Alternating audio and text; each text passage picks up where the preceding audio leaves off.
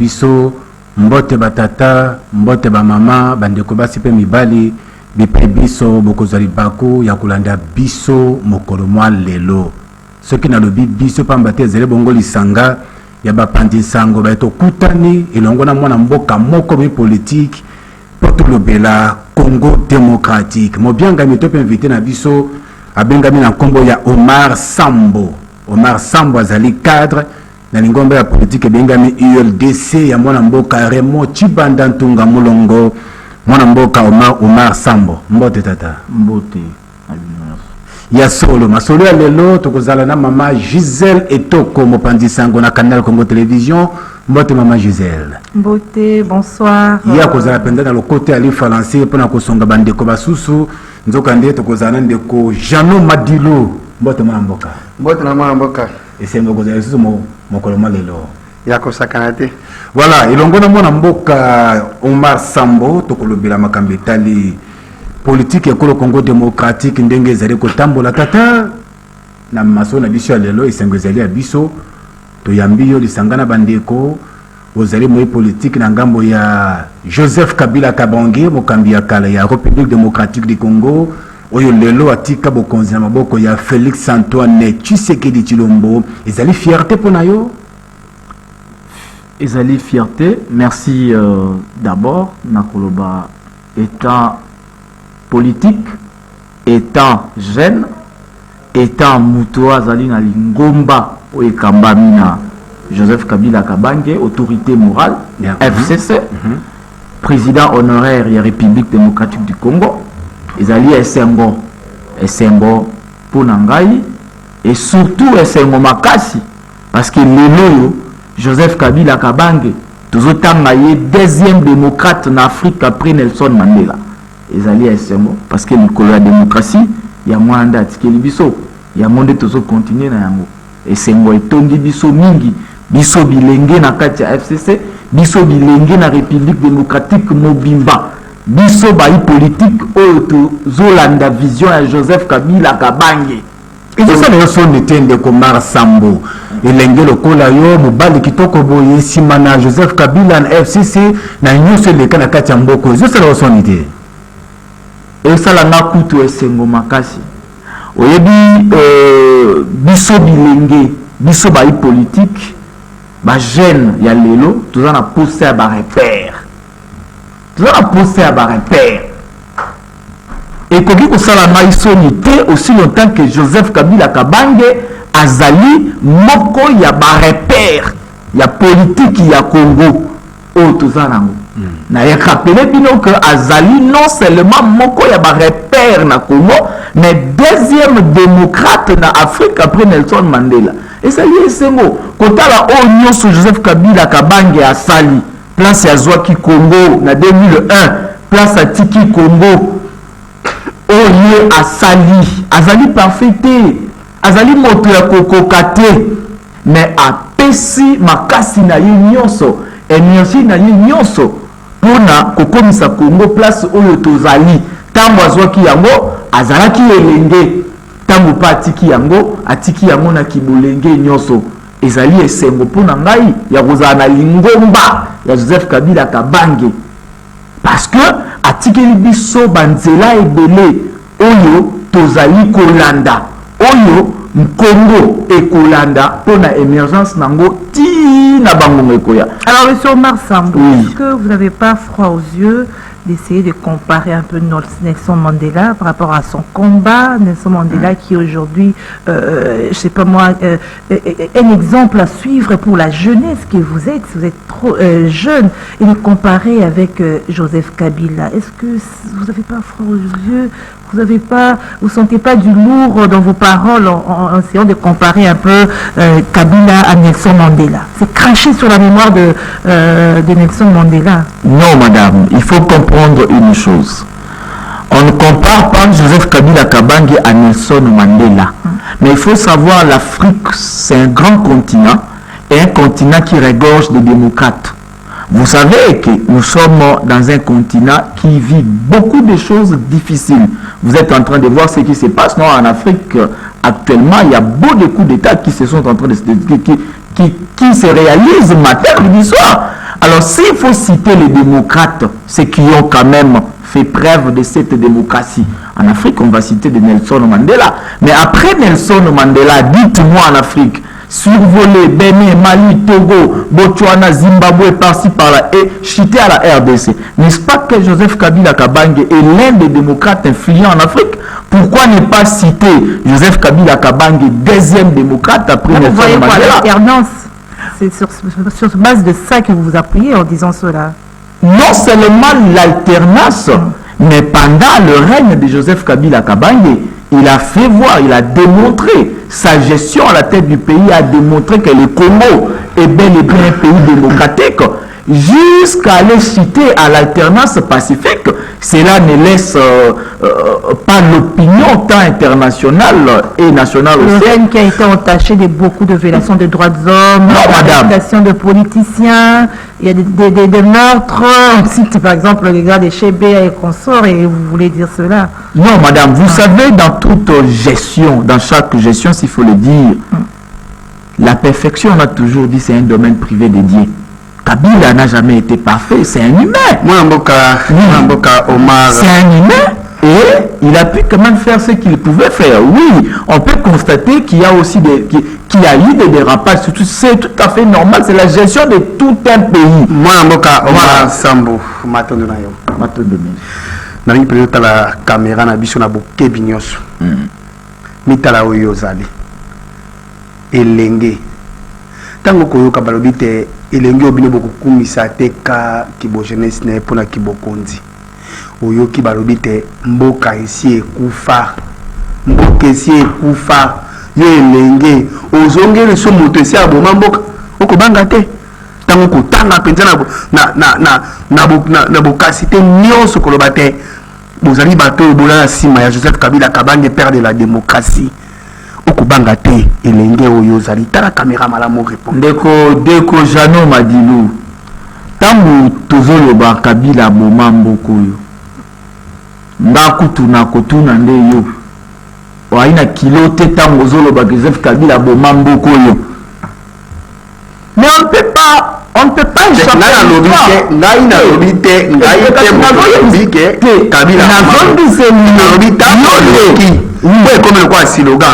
et comme le quoi slogan Mokesi ekufa Tembo Kufate oyebi Congo oyo Joseph Kabila zwaki na 2001. On ne peut pas échapper à l'histoire de Kojano. Oyebi place Congo euti.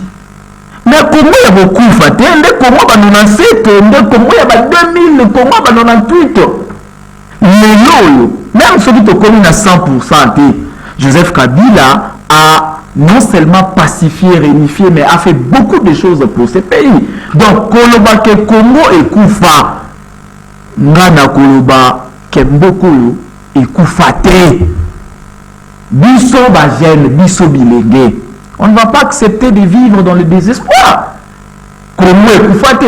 Quand à la place où Joseph Kabila Zoki Congo, Naki Bolenge Nyonso, place où Atiki Congo. Congo et Koufate, Congo ezo avancé. Ba oyo bazui Congo lelo, ba ngope bazali na devoir ya ko continuer place oyo Kabila atikaki. Soki tolobi ke Congo et Koufakala. Na koyebisa yo. Lorsqu'on parle de l'alternance pacifique, tant alternance c'est ça le maka.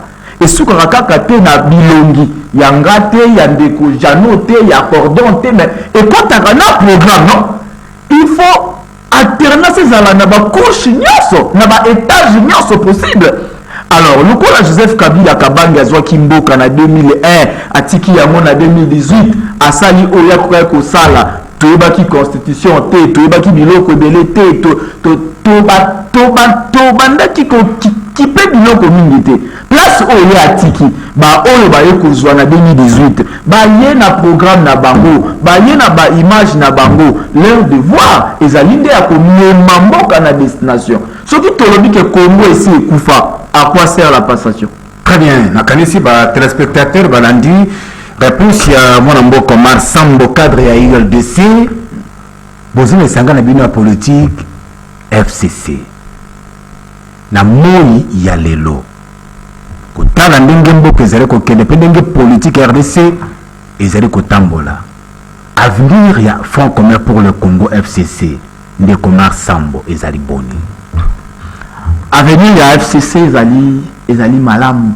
Ngai nazoloba d'ailleurs nazo profiter na plateau na bino pona yebisa bilenge na yebisa batu nyonso o ba ikolanda biso na ngongo yo ke liboso na biso lumière ezali. Liboso na biso lumière ezali. Oyebi na mboma o tozali koloba FCC ezali coordonné na otobengaka mwana mboka Raymond Chibanda les stratèges. Et c'est que la coquille vide de FCC. Est-ce que la coquille vide te oyebi licence ya matiti mabena matiti malamu? Coquille est-ce que tant mouillé soit fait ça licence ya matiti mabena matiti malamu alobaki ke mabele le gobo taxi soudé. Et ko bota te? Et ko bota? Mais matiti mabe ezolongwa matiti malamu etikali et puis mabele wane ko continuer ko bota liboso na biso FCC lumière ezali nazo rappeler oyebi yango bien que lelo yo FCC ezali ko tambusama na mwana mboka Raymond Chibanda o to bengaka stratège mutu oyo asali nini na mboka oyo quelqu'un un grand homme politique qui est parmi les 5 politiques, s'il faut citer dans ces pays, qui n'ont jamais été plongés dans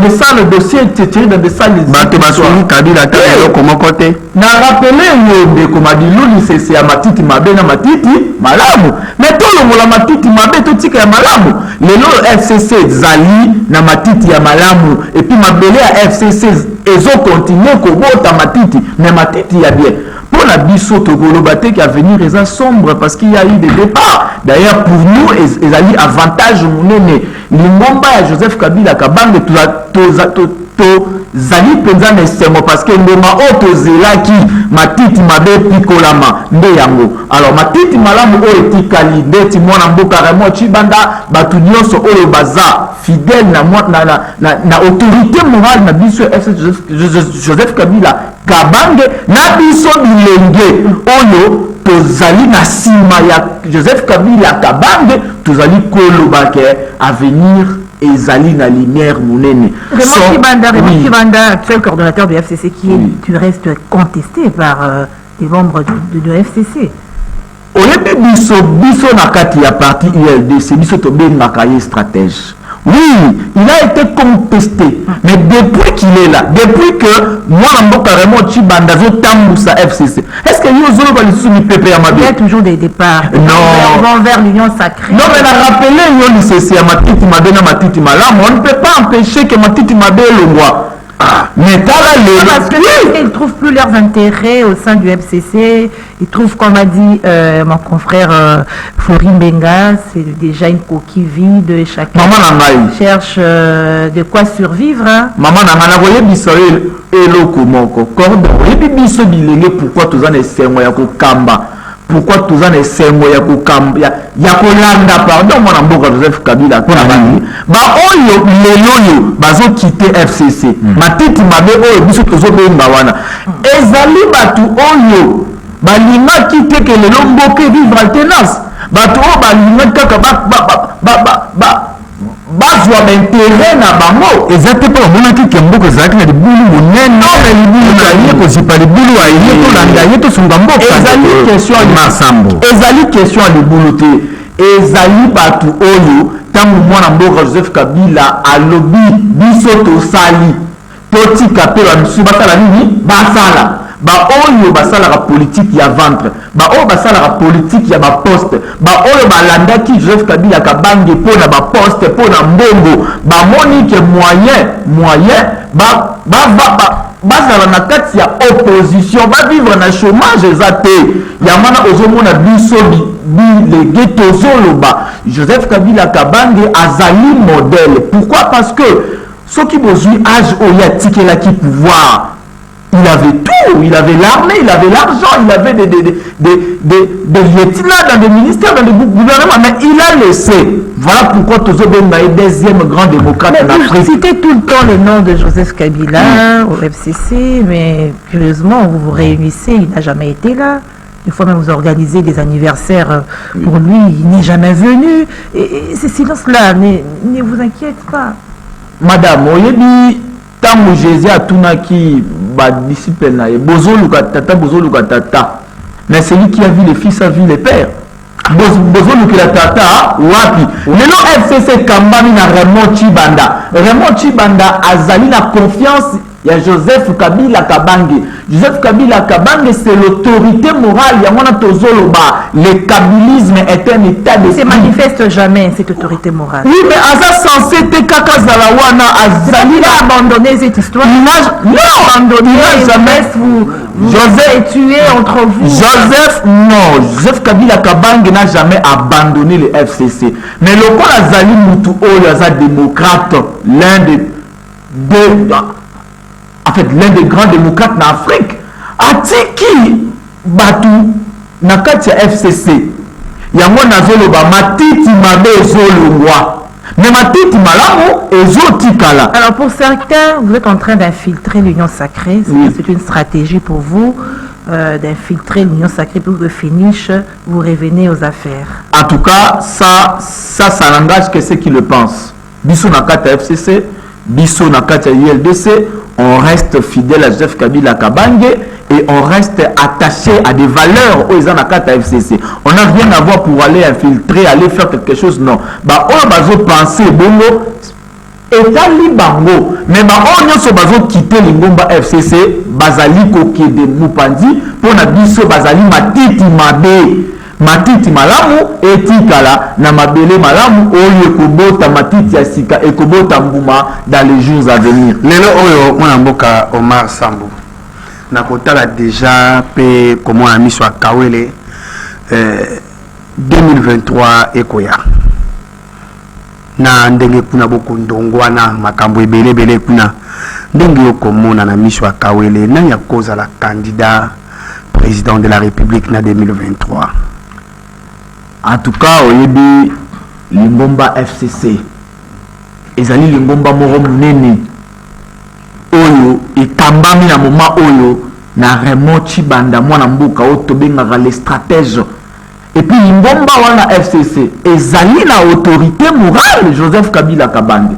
Donc il y a certaines décisions oyo biso ba etozana kata Lingomba wana to koki ko décider te na place il y a bakonzi oyo bazokamba FCC na place il y a autorité morale à FCC. Donc cela ne dépendra que de Joseph Kabila Kabange na batu oyo ya tchepo bakamba Lingomba FCC décision ekozwama na mikolo ezali koya tokoyeba tokomona. Mais na 2023 elikolo bateke lokola batu bazokende nde FCC tikali vidi non et ina bato et puis batu wana bazali fidèle na Joseph Kabila Kabange.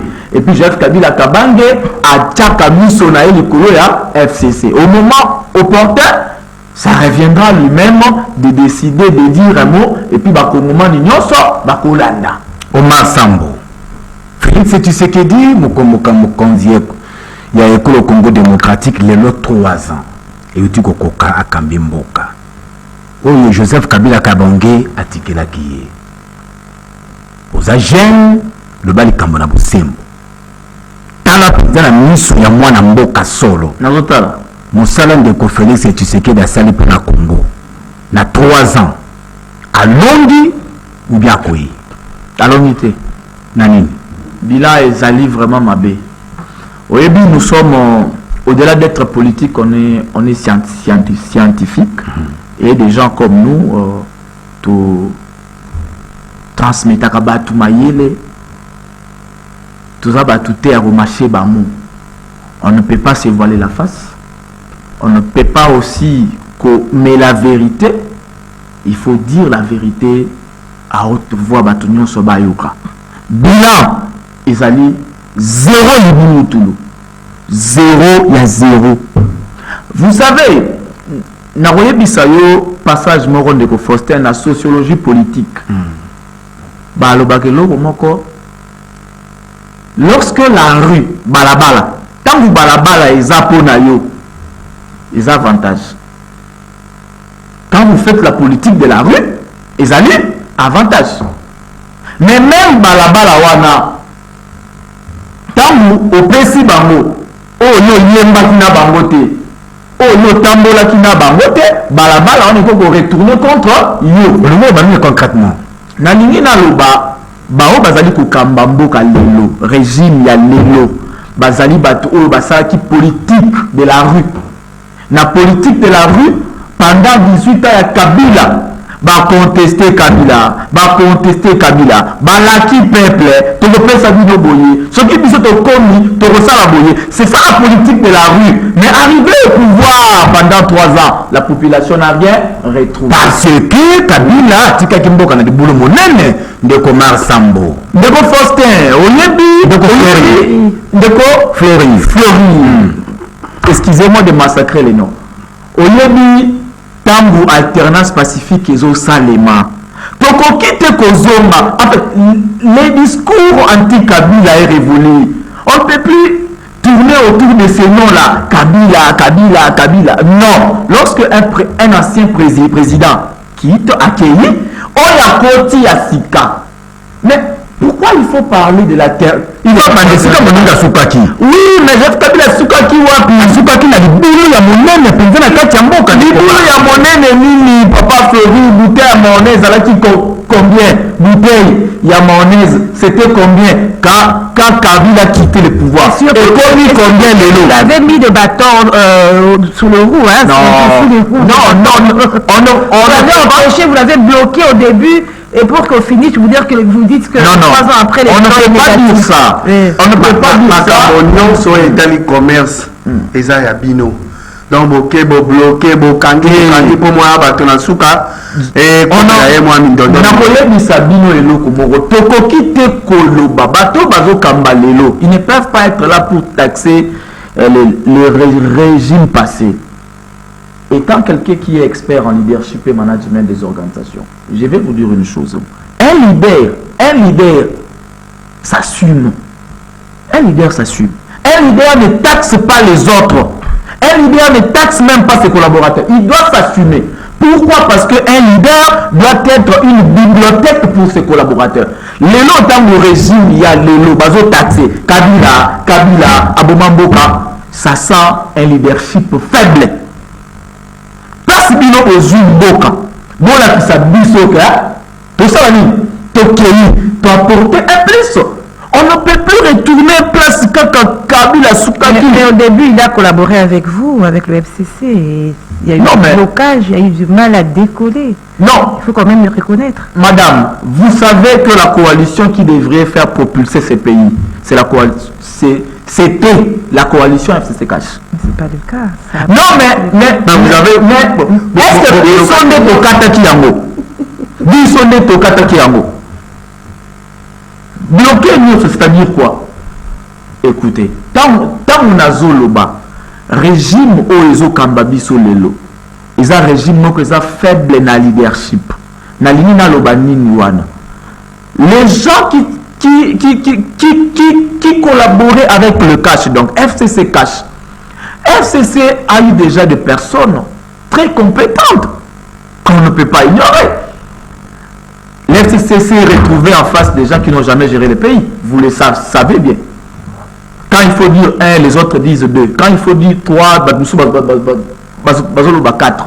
Maintenant, on va se référer où? Or, il y a l'aspect compétence qui est là.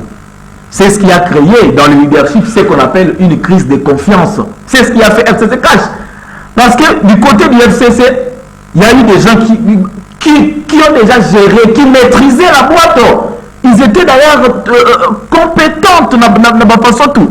Mais de l'autre côté, on a retrouvé des gens qui n'ont jamais géré. C'était la toute première fois. Alors, il y a eu automatiquement ce qu'on appelle une crise de confiance. Alors, il a fallu choisir ce qu'on appelle la forme du leadership dicté ou imposif. C'est ce qui a fait que coalition Wanekata, je vous rappelle que je suis un expert en leadership et management des organisations. Tambola pendant 3 ans, alors, monsieur l'expert, ça fait un leadership faible. Alors, monsieur l'expert, alors il ne faut pas condamner Kabila. Bilan négatif, oui. 3 ans après de la gouvernance actuelle, bilan négatif. Alors, il faut faire une comparaison. Ce que vous avez fait en 18 ans, c'est ça, hein? Et les 3 années de Félix Tshisekedi. Qui dit mieux, comme on dit, qui a fait mieux? Non. Ce qui est l'eau. Ce qui est l'eau. C'est bilingue, hein? Oui. Moi, oui, j'ai pris non. le côté français. Non, les autres, on y va. totalement. Oui. Si Joseph Kabila en 2001, il avait pris le pays, na place où le Tshisekedi a Zui Mboka, na 3 ans, sur 10, il allait avoir 8. Kamabo. Vous vivez dans quelle planète, monsieur? Vous êtes Non, c'est pour vous dire que Kabila pendant 18 ans, Bozong a place à Zela Kimboka. Kabila a trouvé ce pays divisé. Mais les noms, il y a régime, il y a Zimboka en animation, ni Bota la tête. Ce qui s'est fait Kabila en 2001 à Zwaka Mboka, place où le Félix a joué Mboka. Mais dans 3 ans, sur 10, il allait avoir 8. Parce que quand on est à Sali, place à Joachim Mboka en 2001, na place à Tikeli Yango. Non, soyons quand même reconnaissants à ce grand homme, grand fils du pays qui s'est battu, qui s'est sacrifié. Tous la reconnaissant envers moi Mboka ya Bundi pour la Congo démocratique, maloba ya moi Mboka Omar Sambo cadre ya ULDC, na kati ya FCC longona Joseph Kabila Kabonge, aux agents, ba téléspectateurs bazolanda yo, mutuna na moya lelo. Place ya jeunesse eza wapi pona ngonga je suis à ville à Kinshasa depuis Félix Akoti na Gentini Ngobila mabe to malamu ndeko Omar Sambo nakobanda na gestion ya ville mabe wana le bien mopinda mabe. On ne peut pas faire le bilan, en fait on ne peut pas donner à la ville de Kinshasa un bilan positif juste parce qu'il y a un boulevard et un abamine de Bachela Bisso. La ville de Kinshasa a 24 communes. Étant natif de Matete, je vous dis que la commune de Matete a 39 quartiers. Ceux qui sont en Gaba, Bakoye Bisayo combien? Lemba combien? Massina combien? Faites le calcul. La gestion de la ville de Kinshasa ne peut pas se limiter seulement à Gombe ou soit na boulevard. Place Oyo, Mokonzamboka Roleka, mon ami d'appelele. Non. La ville de Kinshasa a zappé dans la place Moussou Oyo, Sokito, Kotimanayo, Mawa plein. Le 21 décembre, Nazaraki côté cimetière, qui m'a Kasuka Kuna, tout ça.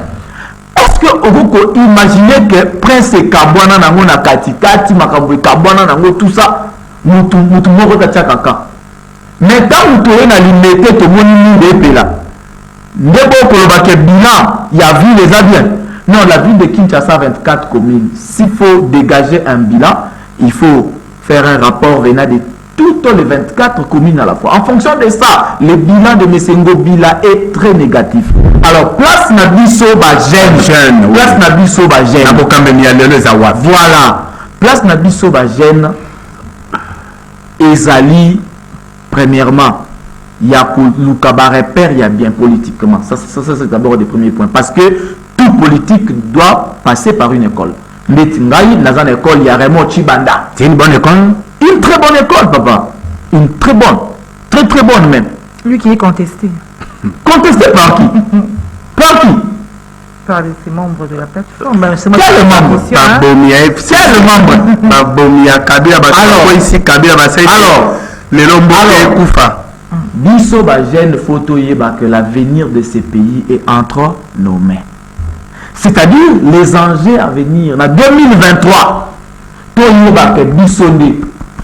il faut faire avancer Mboka Oyo. Les Bozo Mona Kabila, famille politique, n'a eu surtout on qui ici confiance dans la jeunesse. Pour nani parce que à venir il y a lobby et Zaline na maboko na biso ba jeune base à la mission ya kofumama régime le président sur le côté na 3 ans et puis na 2 ans au tigal to ko soit le côté alors to réfléchir pour na cap oyo ezo ya 2023 to zwa makambu na maboko to yeba kopona bakambi ya malamu.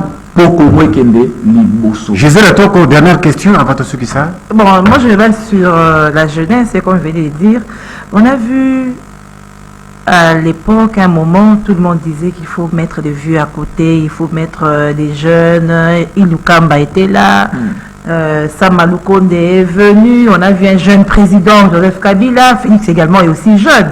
Mais est-ce que vous ne voyez pas que cela ne dépend pas de la jeunesse ou de vieux? C'est-à-dire que la personne doit être bien formée, doit avoir cette volonté, je sais pas moi, la sagesse. Cela ne dépend pas d'être vieux ou jeune pour mener à bien la gestion du pays. Avoir seulement l'amour de servir son pays et non vendre na yemoko. C'est-à-dire, na bamikolo oyo pe bazana capacité à kokamba mboka na motema malamu. Tout ça na bamote, matiti mabena ya malamu. Ya mabeba kende, totikala na ya malamu. Ba jeune pe tous aura raté parce que kaka jeune non hein? Les jeunes doivent savoir que la jeunesse n'est pas un projet politique, ça c'est clair.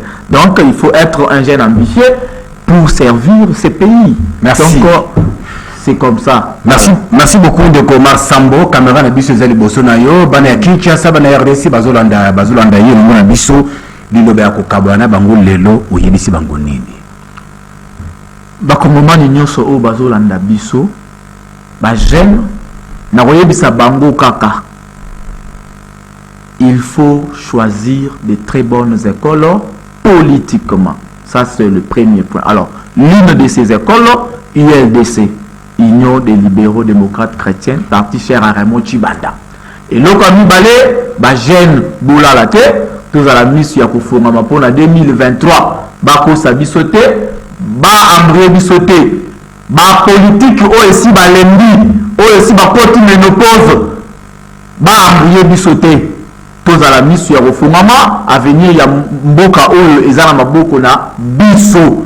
Alors muto manipuler bisoté toyeba ko sala choix ya malamu et puis toyeba ko pesa ba valeur mingi na autre tobenga Joseph Kabila Kabange, communément connu sous le nom de China Rambo. Totondi botondi Omar Sambo cadre na ULDC ninga lobi yango de ngomba ya mwana mboka Raymond Chibanda Ntunga Molongo Union des libéraux démocrates chrétiens ULDC tozalaki na esengo ya koyamba yo lelo elongo na Gisèle Etoko pe Janon Madilu bapandi sango ya Congo démocratique mboka na biso botondi mingi na bino banso bozakeli bako ya kolanda biso olingo za na biso masoro maye mino na biso yango na se etando eki obengi biso tokoyamba yo toza pe makanisi na yo na lokoto ya français na Gisèle